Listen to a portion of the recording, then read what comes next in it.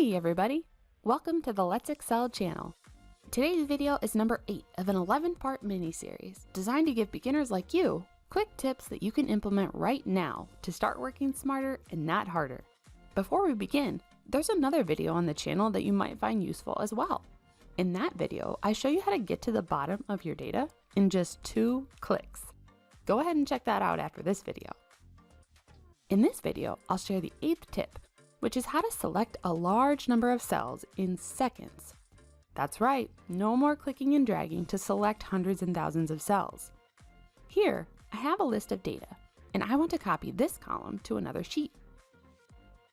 You might be used to selecting the first cell in your range, then dragging your pointer down until you reach the end, all while holding your mouse button, of course. To quickly select a large number of cells without clicking and dragging, simply click on the first cell in your range. Then, press and hold in this order: Control, Shift, and the arrow key in the direction you would normally drag, down in this example. This works for all arrow directions and will select all the cells in the direction you click until a blank cell is reached.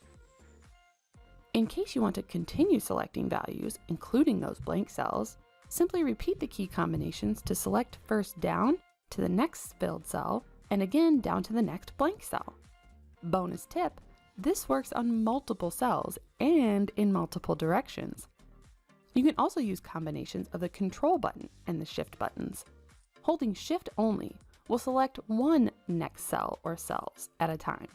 For example, I selected the first column, then decided I wanted the second column selected.